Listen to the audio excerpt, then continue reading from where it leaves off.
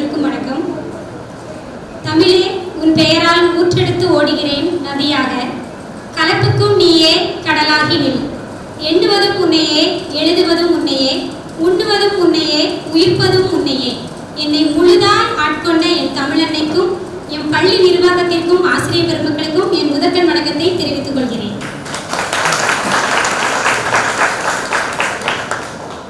இன்று ஒரு சிறப்பு பட்டிமன்றம். ஒரு அழகான ஒரு தலைப்பு.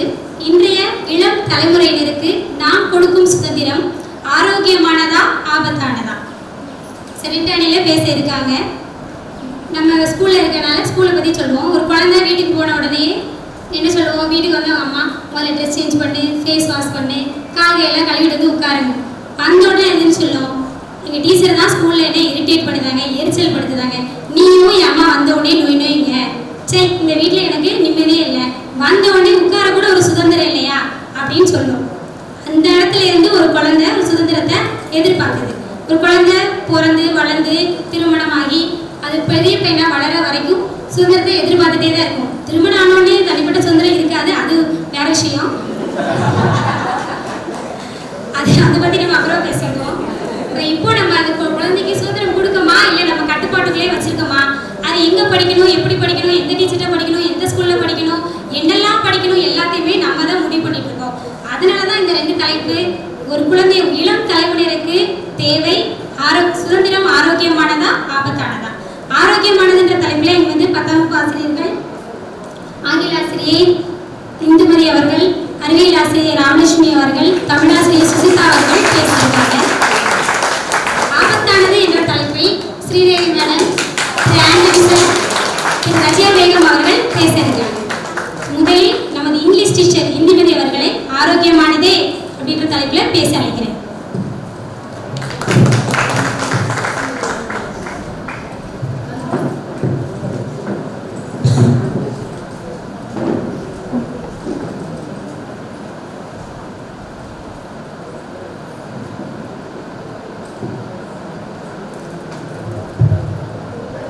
தித்திக்கும் தேன்தமிழ் திக்கட்டும் பரவட்டும் முத்தமிழ் தாய்க்கு என் முதற்கண் வணக்கங்கள். நெற்றிக்கண் திறந்தாலும் குற்றம் குற்றமே என்ற நக்கீரர் வழியில் வந்த நடுவர் அவர்களே, எனக்கு தரப்பட்ட தலைப்பு இன்றைய இளைய தலைமுறைகளுக்கு சுதந்திரம் ஆரோக்கியமானது. மாணவர்கள் தங்களுடைய வாழ்க்கையை வாழ்வதற்காக ஒவ்வொரு தனித்துவ திறமைகளுடன் அனுப்பப்பட்ட பொக்கிஷங்கள். ஆசிரியர்கள் மாணவர்களை செதுக்கும் சிற்பி என்பது ஒரு பொதுப்படையான கருத்து. ஆனால் ஆசிரியர்களாகிய நமக்குத்தான் தெரியும் ஒவ்வொரு மாணவனும் ஆசிரியரை செலுத்துகிறான் என்பது. கட்டுப்பாடுகளை கட்டமைத்து பாருங்கள். நம் மாணவர்கள் நம்மை புது புது பரிமாணங்களுக்கு முகம் கொடுக்க செய்வார்கள். இது ஒரு ஃபேமஸான கார் கம்பெனியோட ரியல் ஸ்டோரி பத்தி நம்ம தெரிஞ்சுக்கலாம். ஒருத்தர் வந்து புதுசா ஒரு கார் வாங்கியிருக்காரு. ஃபோர்ட் கம்பெனில இருந்து அந்த கார் வாங்கியிருக்காரு.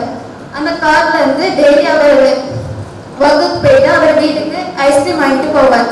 ஒவ்வொரு நாளும் ஒவ்வொரு ஃப்ளேவர் தான் அந்த ஐஸ்கிரீம் வாங்கிட்டு போவார். ஒரு நாள் ஸ்ட்ராபெரி, ஒரு நாள் பட்டர்ஸ்காட்ச், ஒரு நாள் வெண்ணிலா அப்படின்னு வாங்கிட்டு போவார். ஆனா அவர் நோட் பண்ணதுல இந்த வெண்ணிலா ஐஸ்கிரீம் வாங்கும்போது மட்டும்தான் அவர் கார் வந்து லேட்டா ஸ்டார்ட் ஆகுது. மற்ற நேரம் நார்மலா இருக்கு.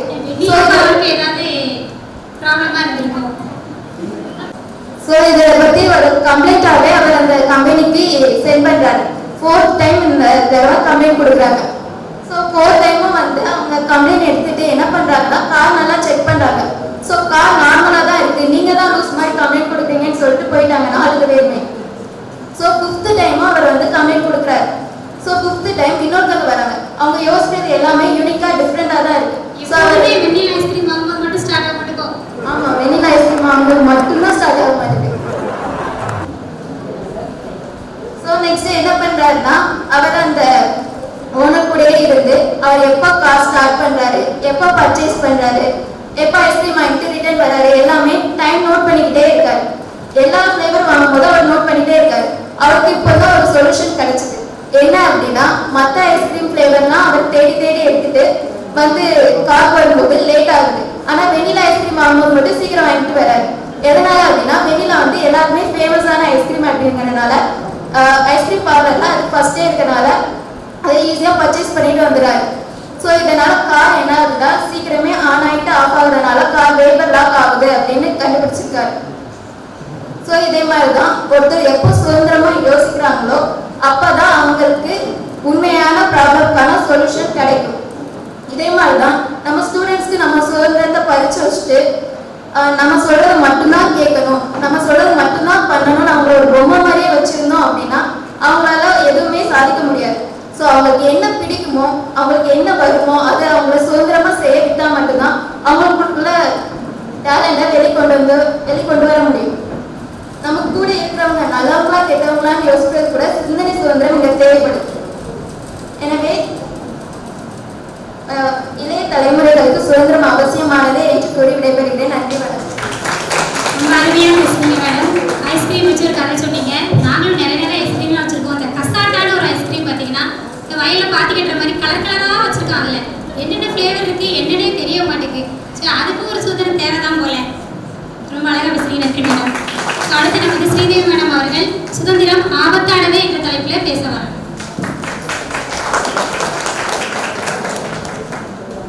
இங்கே அவையில் கூடியிருக்கும் அனைவருக்கும் என் முதற்கண் வணக்கத்தை தெரிவித்துள்ளது. இந்த காலத்து பசங்க எல்லாம் சுதந்திரம்னு என்ன நினைக்கிறாங்க, எல்லாம் நம்ம என்னெல்லாம் நினைக்கிறோமோ அதெல்லாம் செஞ்சு முடிக்கணும்னு நினைக்கிறாங்க. அது சுதந்திரம் நினைக்கிறவர்களே. எது செய்யணும் எது செய்யக்கூடாதுன்னு ஒரு கட்டுப்பாடு நமக்கு இல்லைன்னா செய்யணும்னு நீங்க ஏன் சொல்றீங்க? அந்த கட்டுப்பாடோடு செயல்படுறது தானே சுதந்திரம் நினைக்கிறவர்களே. அந்த காலத்துல 8 பசங்க 10 பசங்க இருந்தாங்க. ஆனா எல்லாருக்கும் எல்லாம் செய்ய முடிஞ்சுதா? மறுப்பு இருந்தது. ஆனா இந்த காலத்துல ஒன்னே ஒண்ணு கண்ணையே கண்ணின்னு தான் பிள்ளைங்க இருக்காங்க. அதனால என்ன கேட்டாலும் பிள்ளைகளுக்கு செஞ்சு கொடுத்துருக்காங்க. அது பெற்றோர்கள் ஓவரா செல்லம் கொடுத்துருக்காங்க. இதெல்லாம் சுதந்திரமும் அதிகம். ஒரு பிள்ளை இருக்கனால நிறைய சுதந்திரம் கொடுக்க வேண்டிய இருக்கு. ஒரு 10வது பையன் எனக்கு ஃபோன் தந்தாதான் நான் ஸ்கூலுக்கு வாங்கி தந்தாதான் ஸ்கூல் போவேன், படிக்க மாட்டேன் அப்படின்னு அன்னைக்கு பிடிவாதம் பண்ணேன்.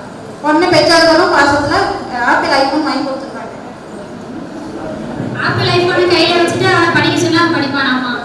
அதனால படிப்புக்கு நேரத்தை செலவிக்க நேரத்தை விட ஃபோன்ல தான் அதிகமாக கான்சன்ட்ரேட் பண்றாங்க. இதனால மார்க் குறையுது. பின்னாடி பெற்றவர்கள் என் பிள்ளை படிக்க மாட்டேக்கா, மார்க் கம்மியாகுது அப்படின்னு சொன்னாங்க. இது யார் மேல தப்பு இருக்குன்னு இந்த காலத்துல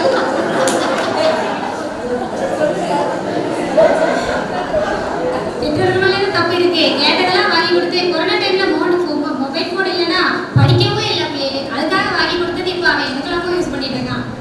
இந்த காலத்துல யார் கையாவது காசு இருக்குதா? எல்லாரும் அக்கௌண்ட்ல தான் போட்டு வச்சிருக்காங்க. எந்த ஒரு பால் பாக்கெட் வாங்கினாலும் ஒரு பேனா வாங்கினாலும் கூகுள் பே போன்பேல தான் போறோம். அதனால நமக்கு வரவு செலவு எதுவுமே தெரிய மாட்டேங்குது. சுதந்திரம் அதிகமா இருக்கிறதுனால பணத்தோட மதிப்பு யாருக்குமே தெரிய மாட்டேங்குது. ஆசிரியர் கையில இருந்த பிறகு எப்போ போலீஸ் கையில போச்சோ அதுலேயே சுதந்திரம் போய் நிறைய குற்றங்கள் நிறைய நடக்க ஆரம்பிச்சு.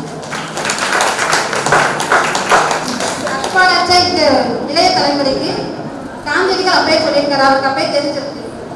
எந்த ஒரு மனிதன் தன்னை சுதந்திரத்தை நிர்ணயிக்கின்றானோ அவன் தான் சுதந்திரமான மனிதன் சொல்லியிருக்காரு. அளவுக்கு மீறினால் அமுதம் நினைச்சுன்னு சொல்லுவாங்க. அதே மாரி சுதந்திரமும் ஒரு கட்டுப்பாட்டுக்குள்ள இருக்கும். சுதந்திரம் அதிகமாக போனால் நமக்கு தீமைகள் தான் கிடைக்குது, ஆபத்துல தான் போய் முடியும். எனவே இளைய தலைமுறைக்கு சுதந்திரம் ஆபத்தே என்று கூறி என் உரையை ஜிபே கூகுள் பேல இல்லைன்னா இப்போ வடை கூட போய் வாங்க முடியல, எல்லாம் கையில் கொண்டு போகிறதுக்கும் பயமா இருக்கு. தொலைஞ்சு பேசி நினைச்சு அது மொபைல்னா அதுக்காட்டி இருந்துட்டு இருக்கோம்.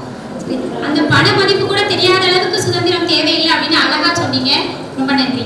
அடுத்து சுதந்திரம் ஆரோக்கியமானது என்ற தலைப்புல பேசுறதுக்கு நம்ம சயின்ஸ் டீச்சர் ராமலட்சுமி மேடம் அவர்களே அழைக்கிறேன்.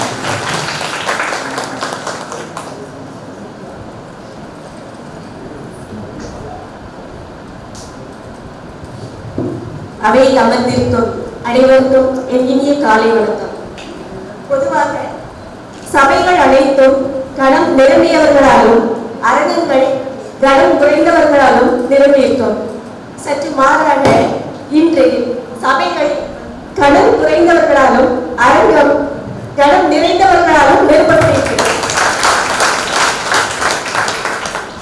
எனவே சிறிய தவறுகள் இருந்தால் பொறுத்துக் கொள்ளுமாறு கேட்டுக்கொள்கிறோம். எதிரில பேசின கொஞ்சம் தாங்க. இன்றைக்கு நம்ம பிள்ளைகள் கொடுக்கக்கூடிய சுதந்திரம் ரொம்ப ஆபத்தானது, அது அவங்களை தீய வழியில வழி நடத்தும் அப்படின்னு சொன்னாங்க. அதுக்கு ஒரு உதாரணமும் சொன்னாங்க. மொபைல் போன் வாங்கி கொடுத்து அதை தவறான வழியில பயன்படுத்துகிறாங்க அப்படின்னு. இந்த மொபைல் போன் நாம எப்படி யூஸ் பண்றோம் அப்படின்றதுலதான் நம்மளுக்கு இருக்குது. சரியா? இந்த கொரோனா காலத்துல நாம என்ன பண்ணோம்? இந்த மொபைல் போன் வச்சுதான் நம்ம பிள்ளைகளுக்கு பாடம் நடத்தினோம், அவங்களும் படிச்சாங்க.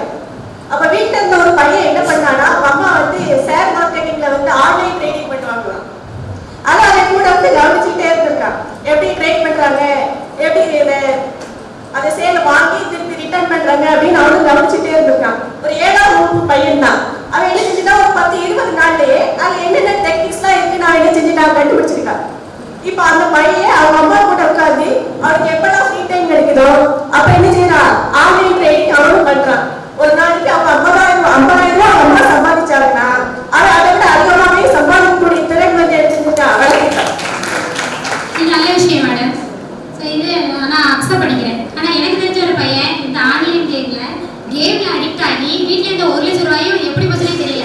அவன் அம்மா தேடிட்டு இருக்கு எப்படி அக்கௌண்ட்ல இருந்து துட்டு காணாம போகும் அப்படின்னு பார்த்தா இங்க இவன் ஃப்ரீ ஃபயர் பப்ஜி விளையாண்டுட்டு இருந்திருக்கான். 1 லட்சம் ரூபாயும் போயிடுச்சு. தேடி இருக்காங்க. மொபைல் போன்ல அவன் ட்ரேடிங் பண்ணி 50,000 சம்பாதிச்சிருக்கான். இங்க ஒருத்தர் அதே மாதிரி 1 லட்சம் ரூபாய் விட்டுட்டான்.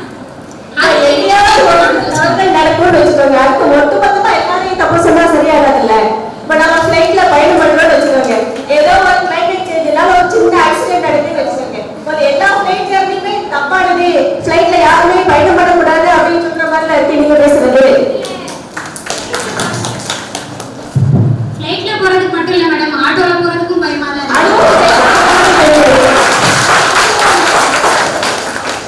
அனுபவம் பேசுறதுக்கு நான் என்ன செய்யறது? நிஜம்டா மேடம், ஆட்டோவை பார்த்தாலே எதையோ பார்த்த மாதிரி தான் இருக்கு. சரி, இந்த இளைய தலைமுறையினருக்கு நாம சுதந்திரம் கொடுக்கறதுனால அவங்களோட சிந்தனைகள் என்னப்படும், செழுமைப்படும். சரியா? நம்ம கட்டுப்பாட்டுக்குள்ளே வச்சிருக்கும் போது அவன் என்ன யோசிக்கிறான், என்ன சொல்ல வர்றான்னு என்ன செய்யாது, நம்மளுக்கு தெரியாது. நாம அவன் இப்படிதான் நினைக்கணும் அப்படின்னு நினைச்சிட்டு இருந்தா அவன் வேற மாதிரி நினைப்பான். அப்ப அவனோட சிந்தனைகள் கட்டுப்படுத்தப்படாம சுதந்திரமா இருக்கும்போது மட்டும்தான் அவங்களால என்ன செய்ய முடியும், அவன் நினைச்சதை அச்சீவ் பண்ண முடியும். இப்போ ஒரு நம்ம மேல் படிப்புக்கே எடுத்துக்கணும்னு வச்சுக்கோங்க. ஒருத்தர் அவன் கவிஞனாகணும்னு நினைச்சானா நாம இன்ஜினியர் தான் போகணும்னு சொல்றோம்னு வச்சுக்கோ. அப்ப அவன் இன்ஜினியரிங் கிளாஸுக்குள்ள போய் உட்கார்ந்துட்டு என்ன செய்வான், நிலாவை பத்தி தான் யோசிச்சுட்டு இருப்பான். இன்ஜினியரிங் பத்தி அவனுக்கு என்ன செய்யாது, மைண்டுக்குள்ள வராது. அப்ப என்ன செய்யறோம், நாம ஒரு கவிஞனை கட்டுப்படுத்தி வச்சுக்கிறோம். அவங்களோட திறமைகளை என்ன செய்யக்கூடாது, செய்ய மாட்டேங்கிறோம். வெளிக்கொள்ள எந்த வாய்ப்புமே என்ன செய்ய கொடுக்கும், தர மாட்டேங்கும். இதுதான் கட்டுப்பாடு, இதான் ஆபத்து. கட்டுப்பாடும் அதுதான் என்ன செய்ய முடியாது. நம்ம குழந்தைங்களை நல்ல வழிக்கு அவங்களோட முன்னேற்ற பாதைக்கு கொண்டு வர முடியாது. இப்ப சுதந்திரம் கொடுத்ததுனாலதான் நல்லபடியா என்ன செய்யறாங்க நம்ம பிள்ளைங்க, அவங்களுக்கு என்ன விருப்பமோ அந்த துறையில அவங்க சொல்லிச்சுட்டு வராங்க. ஃபார் எக்ஸாம்பிள் என்னன்னா, இப்ப நம்மளுக்கு பிரக்யானந்தா செஸ் சாம்பியன் கிடைச்சிருக்காரு. இது எதனால கிடைச்சாரு, அவங்க அப்பா அம்மா நீ படிக்க மட்டும்தான் செய்யணும் அப்படின்னு ஒரு கட்டுப்பாடு மட்டும் கொடுத்துருந்தாங்கன்னா இன்னைக்கு ஒரு சாம்பியன் நம்மள இழந்திருப்போம். சரியா? அதே மாதிரிதான் இப்ப வில்வித்தையில இளவேனில் வாழைவன் ஒரு பொண்ணு நல்லா பண்ணிட்டு வராங்க. அவங்க அப்பா அம்மா நினைச்சிருந்தாங்கன்னா நீ படிக்கதான் செய்யணும், பொருளெல்லாம் வில்லெல்லாம் தூக்கக்கூடாது அப்படின்னு நினைச்சிருந்தாங்கன்னா அவங்க வீட்டுல மட்டும் பழக்கம் நினைச்சாது கிடைக்காது. அப்புறம் மொபைல் போன் பத்தி வேற நிறைய சொன்னாங்க. பார்த்து கெட்டு போறாங்க அப்படின்னா அந்த மொபைல் போனை யூஸ் பண்ணி சில பையன் 2ஆம் வகுப்பு பையன் கோடிங்னு ஒண்ணு கத்திட்டு இருக்கான். இந்த கோடிங் கம்ப்யூட்டர்ல ரொம்ப இம்பார்ட்டன்ட் ஆனது. சரியா? அதை வச்சு என்ன செய்யலாம், நாம நிறைய திறமைகளை நிறைய சம்பாதிக்க முடியும். யாருனாலும் அவங்க கொடுக்கப்பட்ட சுதந்திரம் இருந்தா மட்டும்தான் என்ன செய்ய முடியும், அவங்களோட வாழ்க்கையில என்ன செய்ய முடியும், நல்லபடியா முன்னேற முடியும். இது பெஸ்ட் எக்ஸாம்பிள் நேத்து நம்ம ஸ்கூல்ல ஓவரால் சாம்பியன் ஆயிருக்கு. இதுக்கு என்ன காரணம், நம்ம பள்ளி நிர்வாகம் நம்ம மாணவர்களுக்கு சுதந்திரம் கொடுத்துருக்கு. நீங்க கொஞ்சம் லேட்டா இருந்தாலும் பரவாயில்ல,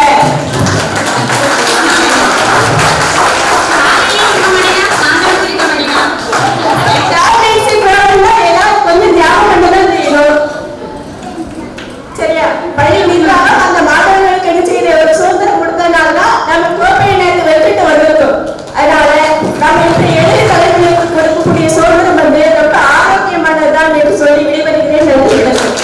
நன்றி என்பதை தெளிவாக எடுத்து சொன்னீங்க. நன்றி. அடுத்து ஆபத்தானது என்ற தலைப்புல பேச வராங்க நம்ம கணித ஆசிரியர் திரு ஆண்டனி சார் அவர்கள். அவையில் இருக்கும் அனைவருக்கும் காலை வணக்கம்.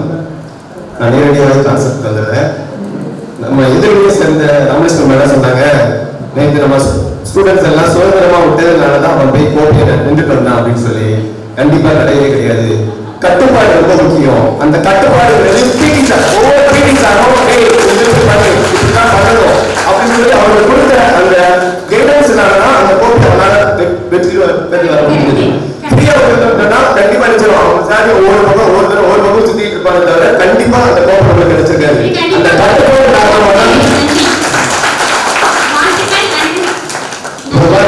நான் ஒரு 3 கான்செப்ட் உங்ககிட்ட சொல்லணும்னு நினைக்கிறேன். நம்மளுக்கு அன்றாட தேவைகளான உணவு, உடை, உறைவிடம், இந்த 3 எந்த அளவுக்கு இந்த சுதந்திரத்தினால பாதிக்கப்பட்டிருக்கு அப்படிங்கிறத நான் இப்ப சொல்ல போறேன். இப்ப உணவுன்னு எடுத்துக்கிட்டோம்னு சொன்னா நம்ம பாரம்பரிய உணவு வகைங்கிறது யாருக்குமே தெரிய மாட்டேங்குது.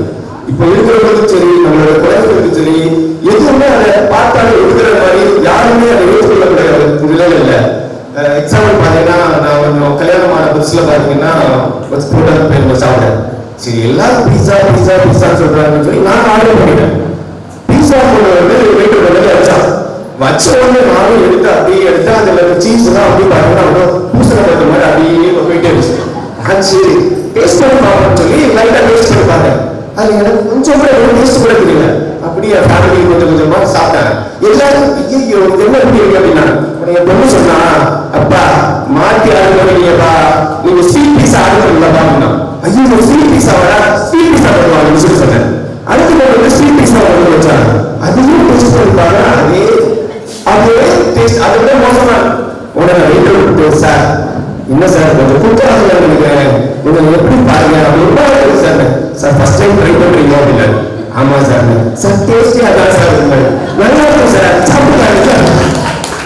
அப்பதான் தெரிஞ்சுக்கிட்டேன் நீங்க என்ன ஒரு விஷயம் சொன்ன போல சூழ்நிலை சுதந்திரம் இருக்குதான். ஒரு பக்கத்துல இருக்கிற என்ன சொல்றான், பக்கத்துல இருக்கிற சொல்றான் டேஸ்டா இருக்குன்னு சொல்லிட்டானா நல்லா இருக்கும் நல்லா இருக்கும் செமையா இருக்கு அப்படி சொல்லி நம்ம என்ன செஞ்சுட்டு இருக்கோம், காலத்தை ஓட்டிட்டு இருக்கோம். இதுல வந்து என்னன்னா எந்த ஒரு கட்டுப்பாடு இல்லை. அதே மாதிரி உடை பாத்தீங்கன்னா என்ன இப்ப நம்ம விவசாயம்லாம் பார்த்தா அவ்வளவு கஷ்டப்படுறாங்க, இறந்து போயிட்டு இருக்காங்க. நம்ம நாட்டு உடைகளை விட்டுட்டு என்ன கிளைமேட் கண்டிஷன் தெரியாம என்ன ட்ரெஸ் கிடைக்குதோ அதை வாங்கி போட்டுட்டு இருக்கோம். இப்ப பாத்தீங்கன்னா அதுல ஜீன்ஸ் பேண்ட் இருக்கு, இளைஞர்களா இருக்கட்டும் இளம்பெண்களா இருக்கட்டும் எல்லாரும் அந்த ஜீன்ஸ் பேண்ட் தான் துவக்கிறது. ஒரு மாசம் துவக்கிறது. ஏன்னா ஜீன்ஸ் பேண்ட்ங்கிறது குளிர் பிரதேசத்துல அவங்க அணிவதற்காக கிளைமேட் கண்டிஷனுக்காக உருவாக்குறதா ஜீன்ஸ் பேண்ட். இப்ப அவன் யூஸ் பண்றதே இல்லையோ, எந்த வெயில் அதிகமா இருக்கோ அவன் தான் போடுறான். ஒரு மாசம் கலக்கவே கிடையாது. அவனுக்கு என்னன்னா சுதந்திரம் என்ன, அதனால என்ன பாதிப்பு ஏற்படுது என்ன யோசிக்க கிடையாது. அவன் சார் போடுறது 1 15 இதுதான் இந்த சுதந்திரம். அதை ஒரு பேக் பண்ணணும். இதுதான் ஒரு கட்டுப்பாடு பிரச்சனை இல்லை. எல்லாம் நம்மளுக்கு உடம்பு ஆரோக்கியமா இருக்கிறது. நம்மளோட முன்னோர்கள் பாத்தீங்கன்னா அவ்வளவு ஆரோக்கியமா இருந்தாங்க. நம்மளுக்கு பாத்தீங்கன்னா ஒரு 50 டச் பண்ணவே ரொம்ப இதாச்சு. காரணம் என்ன, இருக்கிற ஒரு சுதந்திரம் தான். இப்போ உறவுகள் எடுத்துக்கிட்டீங்கன்னா சமூகத்துல யூஸ் பண்ணிருப்பீங்க. இந்த அடிக்கடி சொல்ல கனடான்னு சொல்லி தேடிட்டு இருப்பாங்க, காமெடி பார்த்துருப்பீங்களா? அதே மாதிரி பாத்தீங்கன்னா சமூகத்துல மொத்த மாநிலத்தை உறவு அதே பண்ணிருப்பாங்க. சார் ஒரு ஏரியை காரணம் என்னடா ஊருக்கு காணுமா அது என்ன படிச்சு பார்த்தா அவன் கீழே கட்டிட்டான். இந்த பட்டாவும் கிடையாது எதுவும் கிடையாது. ஏரி என்ன கிடைக்கிறது சின்ன ஒரு சின்ன மழை கட்டி செஞ்சா போதும் அடுத்த நாளே பாத்தீங்கன்னா எல்லாம் அவன் தண்ணியோட அடிச்சுட்டு போயிடுச்சு. ஐயோ அம்மாடி நம்ம ஆனா ரொம்ப கொடுத்துருக்காங்க இருக்காங்க. எந்த பிரச்சனையும் கிடையாது, ஜாலியா இருக்கும். இதுல வேற நம்ம நல்ல வாங்கிடுவோம். சொன்னா அந்த விவாதம் இப்ப ரொம்ப சவலை எல்லாரும் பார்த்து தண்ணி சொல்லிக்கிற மாதிரி வயலாறு சமூகம் என்ன இயற்கையை நம்ம போய் ரசிக்கலாம். இவன் ஆளாக எந்த பட்டாவும் ஒண்ணு கிடையாது. இந்த மழை பிரச்சனை அவ்வளவு வீட கட்டிட்டான். அவங்க மனுஷனுக்கு என்ன காரணம், சுதந்திரம். நான் சுதந்திரம் இந்தியாவில் இருக்கிறேன் அவங்களோட இஷ்டப்பட்ட இடத்துல கட்டிட்டான். அவ்வளவு மணல் எல்லாம் சரிஞ்சு அவ்வளவு பேர் பண்ணி கொள்ளக்கூடிய சூழ்நிலை ஆயிடுச்சு. இன்னைக்கு சொல்ல அடுத்த இறுதியில் சொல்லுவாங்க, சார் நீங்க இவ்வளவு பேசுறீங்க, உங்க பிள்ளைங்களும் உங்க வயசு எல்லாரும் இதுதானே சார் பண்ணிட்டு இருக்காங்க. ஆமா அதனாலதான் நான் உங்ககிட்ட பேசிட்டு இருக்கேன். இன்னைக்கு இருக்க சுதந்திரம் வந்து எல்லாம் அவங்க என்ன விருப்பப்படுறாங்க அதுபடிதான் நடந்துட்டு இருக்கு. இந்த சுதந்திரம் இல்லாம ஒரு கட்டுப்பாடு இருந்துதான் அப்படின்னு சொன்னா அது ரொம்ப ஆரோக்கியமா இருக்குன்னு சொல்லி உங்களுடைய முடிக்கிறேன். அதிக சுதந்திரம் ஆபத்து அப்படின்றத அழகா சொன்னாங்க. இந்த பீஸால எதுக்கு சார் போய் சாப்பிடுறீங்க, வேற எங்கேயாவது போக வேண்டியது சார். அடுத்து சுதந்திரம் என்பது ஆரோக்கியமானது என்ற தலைப்பில் பேசுறதுக்கு நமது தமிழாசிரியை திருமதி சுசிதா அவர்களை அழைக்கிறேன்.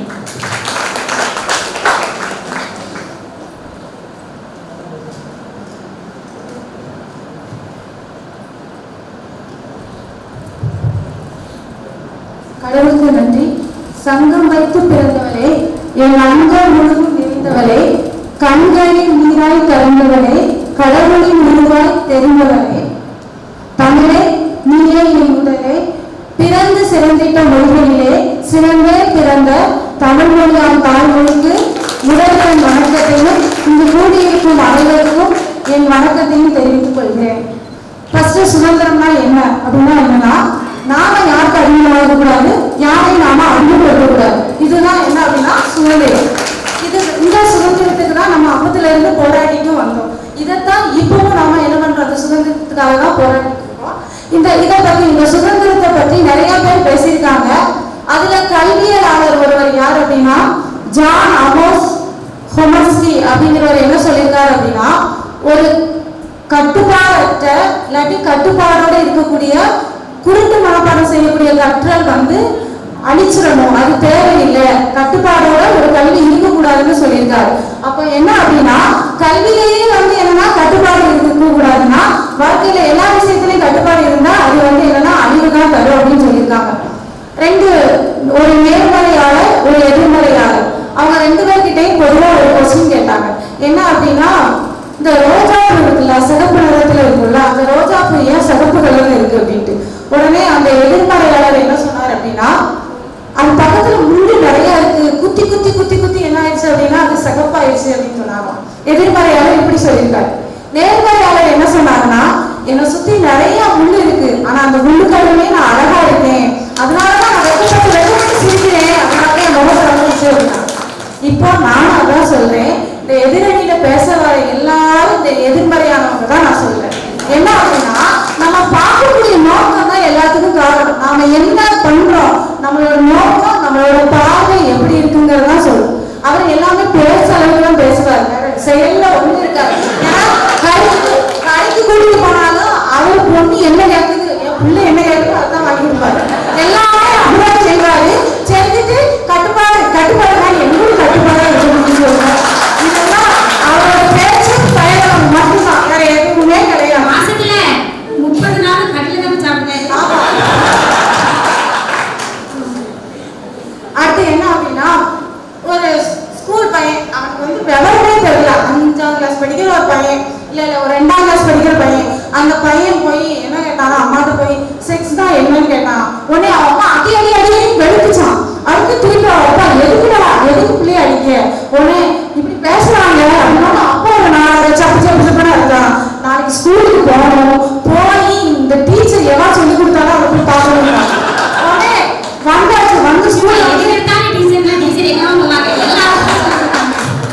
வந்து என் பையன் இப்படி எல்லாம் பேசலாம், எப்படி நீங்க என்னதான் இதெல்லாம் ஏமா சொல்லி கொடுக்கீங்க அப்படின்னு கேட்கோன்னே, இந்த டீச்சருக்கும் ஒன்றும் புரியல என்னடா பேசுறான் அப்படின்ட்டு.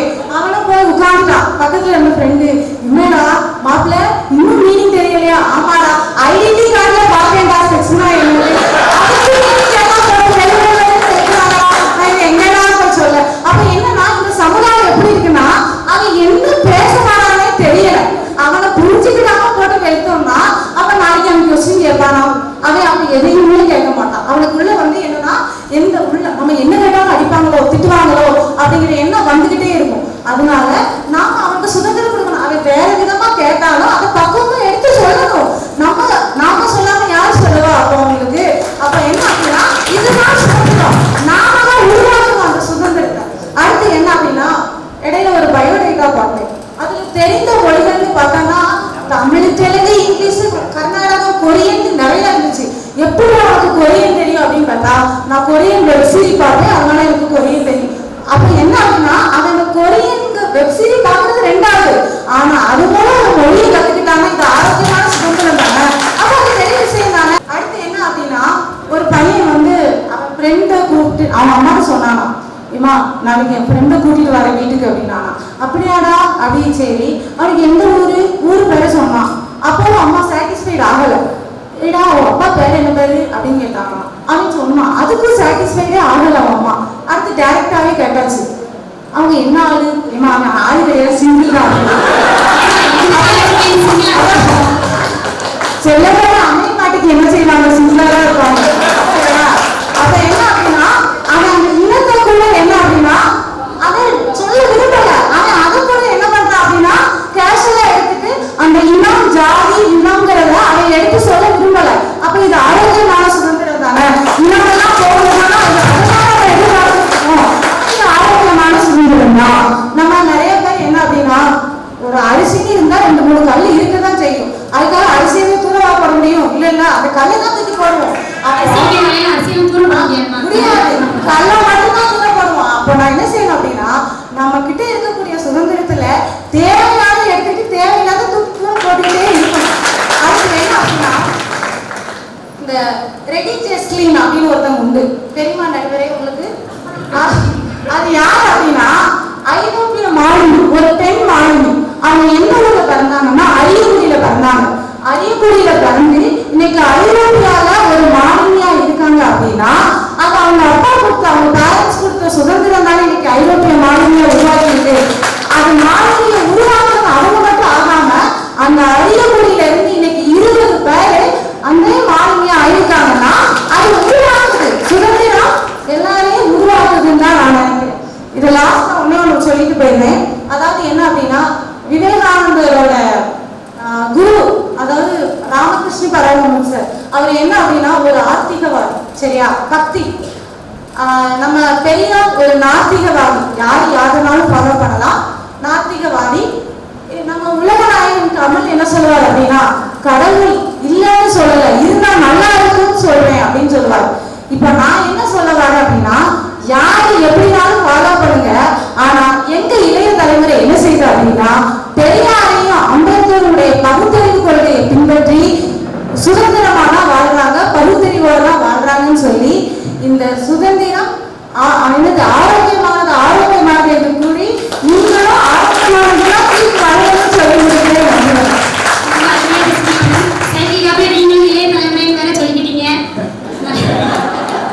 அழகான பேச்சு. தமிழாசிரியர்களுக்கு ஒரு தனி தமிழ் நடையில ரொம்ப தெளிவா ஆரோக்கியமான சுதந்திரம் குழந்தைகளுக்கு தேவை அப்படிங்கிறத முன்மொழிஞ்சிருக்கீங்க. நன்றி. அடுத்து சுதந்திரம் ஆபத்தானது என்ற தலைப்பில் பேச வராங்க நமது சமூகவியல் ஆசிரியை திருமதி ரஜியா பேகம் அவர்கள்.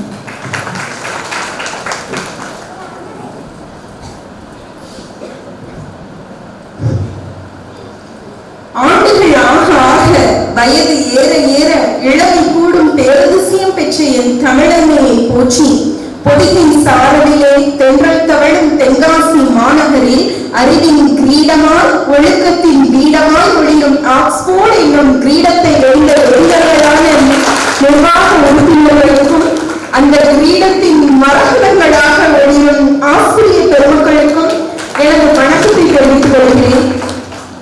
பட்டிமன்றத்தோட தலைப்பு என்னன்னு கேட்டீங்கன்னா இளைய தலைமுறையினருக்கு சுதந்திரம் என்பது ஆரோக்கியமானதா ஆபத்தானதா? சரிதானுங்களே?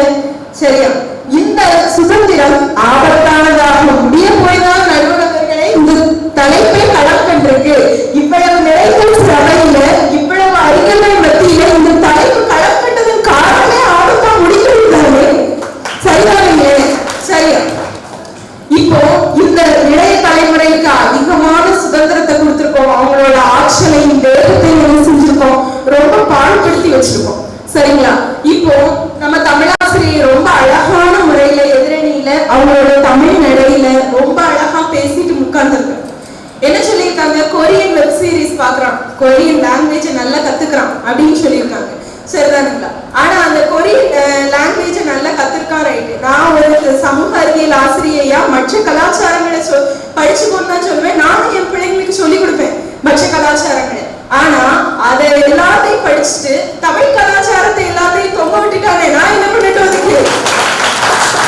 கலாச்சாரத்தை மறந்து சமூகம் நிச்சயமாக கட்டமைத்து விடப்படும். இதை எத்தனையோ சமூகங்கள்ல நம்ம பார்த்திருக்கோம். இதை நீங்க கவனிக்கவே இல்லையா?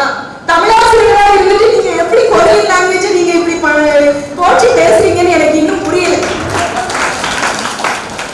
அடுத்தபடியா மாணவர்களும் இளைய தலைமுறையினரும் அறிவு அதிகமா இருக்கு, நம்மளை விட புத்திசாலிகள்னா ஒரு சமூக அறிவியல் ஆசிரியரா நம்ம கஷ்டப்பட்டு கத்துக்கிட்ட ஒரு விஷயத்த அது அவனோட மரபணுல இருக்கும் அப்படின்றத நான் ரொம்ப அழகா ஒத்துக்கிறேன்.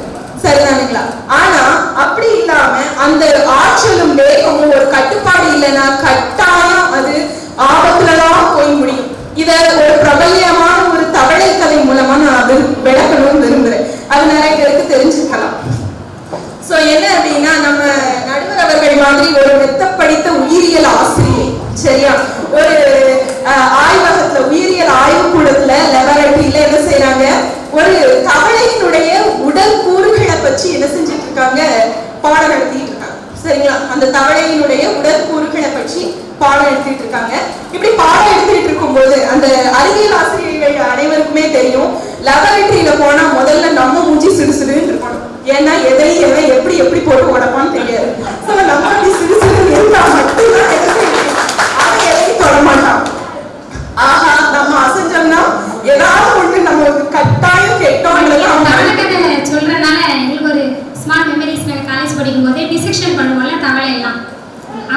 தவளையை 4 காலையும் பிடிச்சி ஆடி அடிச்சு சென்டர்ல கட் பண்ணி உள்ள நர்வஸ் சிஸ்டம்லாம் வந்தாதான் உனக்கு மார்க்கு நீங்க மேடம் சொல்லிடுவாங்க. இந்த டிசெக்ஷன் பாக்ஸ்னு ஒன்று வச்சிருப்போம்.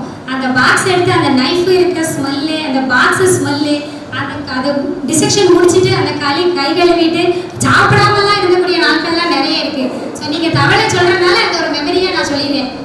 இவ்வளவு கஷ்டப்பட்டு நீங்க அந்த தவளையை பத்தி படிச்சுட்டு வந்திருக்கீங்க. அந்த ஆசிரியையும் அப்படித்தானே படிச்சுட்டு வந்திருப்பாங்க. அவங்க நடத்தும் போது ஒரு மாணவன் பேசினா உங்களுக்கு கோவம் வரும்னு செய்யும், கட்டாயம் கோவம் வரும். அதுவும் அந்த சூழ்நிலை அப்படி இருந்திருக்கு. 4 தடவை எச்சரிக்கை பண்ணியிருக்காங்க. அவனும் பேசிக்கிட்டே இருந்திருக்கான். சோ என்ன செய்யறாங்க, 5ஆவது வாட்டி வழக்கம் போல எல்லாரும் செய்யற மாதிரி ஆய்வகத்தை விட்டு வெளியே போன்னு அவனை அனுப்பிட்டாங்க. சரியா? வெளியே அனுப்புனதுக்கு அப்புறம் என்ன ஆகுது அப்படின்னு சொல்லி கேட்டோம்னா, வெளியே போனதுக்கு அப்புறம் அவனுக்கான அது அவமானம், பெருத்த அவமானம். இத்தனை பொம்பளை பிள்ளைங்க முன்னாடி ஒரு தவளைக்காக என்னை வெளியே அனுப்பிட்டாங்க.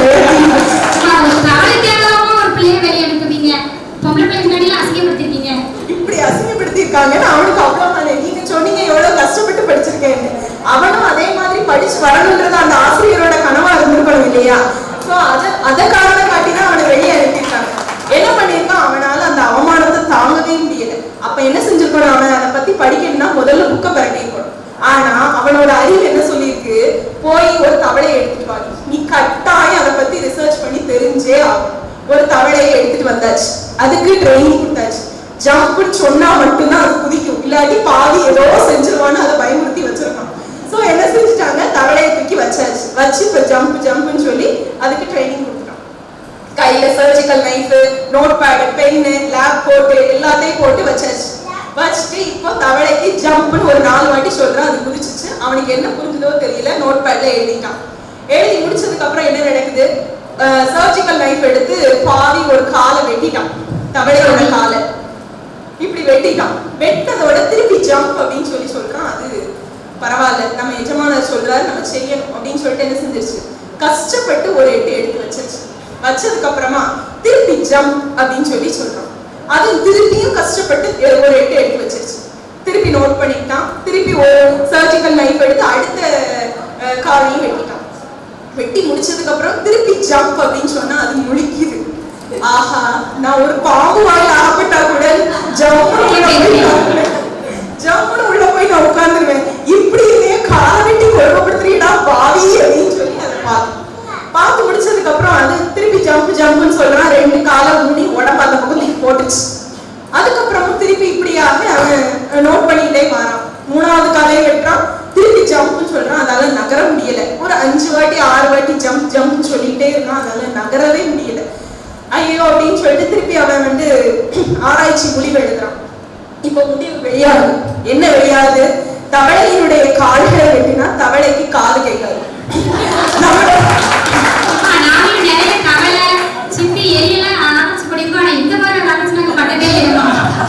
பாத்துக்கோங்க, நீங்க கொடுக்குற சுதந்திரம் இப்படிப்பட்ட ஆராய்ச்சி முடிவுகள் தான் தரும். சரிங்களா?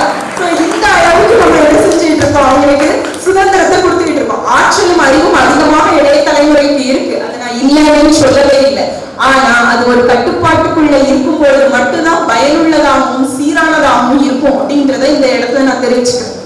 அடுத்தபடியாக நம்மளோட வாழ்வியல் முறைன்றது காலையில எந்திக்கிறது, அதிகாலையில எந்திச்சு 10 மணிக்கு தூங்கணும்ன்ற வாழ்வியல் முறை. நீங்க கொடுத்திருக்க சுதந்திரம் அதை அப்படியே ஒரு குறைச்சு போயிருக்கிறத நம்ம கவனிக்கலையா? அதனால எத்தனை நோய்கள் வருதுன்னு நம்ம கவனிக்கலையா? சோ இந்த ஒழுங்கான ஒரு வாழ்வியல் முறையை கட்டமைக்கணும்னா கட்டாயம் ஒரு சிறந்த சுதந்திரம் அப்படின்றது கட்டாயம் மக்களுக்கு இருந்தே ஆகணும். ஒரு கட்டுப்பாடுன்றது இருந்தே ஆகணும். அடுத்தபடியா நம்ம சொல்றது என்ன அப்படின்னா, இளைய தலைமுறையினரை நீங்க என்னென்ன பழக்கங்கள் சொல்லணுமோ அதை மாணவ பருவத்திலேயே சொல்லி வழங்க. வாழ்க்கையில ஒரு பழக்கங்களையும் வச்சிருக்கோம். அந்த பழக்கங்களை கட்டாயம் அவனுக்கு கத்துக் கொடுக்கணும்னு நினைச்சதுன்னா 27, 37 வயதானாலும் அது கத்துக் கொடுத்தே தீரும். இதை நீங்க மாணவ பருவத்துல நீங்க ஒரு சில அடிகளோடையும் ஒரு சின்ன மனக்கசப்போடையும் வித் ஒரு சாக்லேட்டோடையும் கத்துக் கொடுத்துட்டீங்கன்னா அவன் நல்லபடியா அதை கத்துக்குவான். அவன் 27 வயசுல அதை கத்துக்கும் போது ஒரு சில மன கஷ்டங்களோடையும் மன அழுத்தங்களோடையும் ஒரு சில சிறிய அல்லது மிக பெரிய இழப்புகளோடையும் தான் கட்டாயம் அவன் கத்துக்க முடியும்.